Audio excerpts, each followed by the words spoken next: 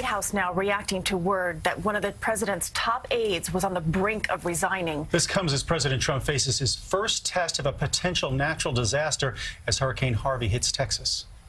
The White House says President Trump is monitoring Hurricane Harvey closely as the storm lashes the Texas coast, and he'll head to the state next week.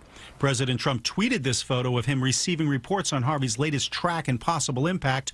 This is the Trump administration's first major natural disaster and is heading into it without an appointed FEMA director or Homeland Security secretary. The previous secretary, General John Kelly, is now the president's chief of staff. We've been giving him fairly regular briefings, and by we, I mean John Kelly and myself.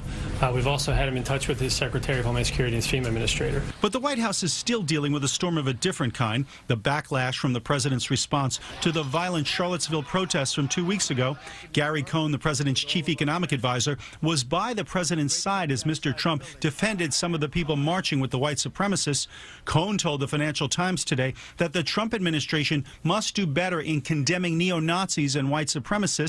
And he added, citizens standing up for equality and freedom can never be equated with white supremacists, neo-Nazis, and the KKK. I think there's blame on both sides, and I have no doubt about it. Cohn said he faced enormous pressure to quit after the president's both sides response.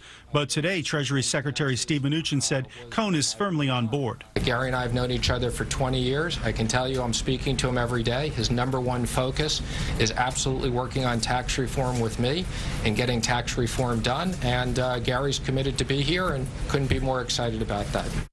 Now, President Trump also took executive action against the regime of Venezuela's President Nicolas Maduro. The move prohibits dealings in new debt from the Venezuelan government or its state oil company. It's an effort to halt financing that fuels what the White House calls Maduro's dictatorship.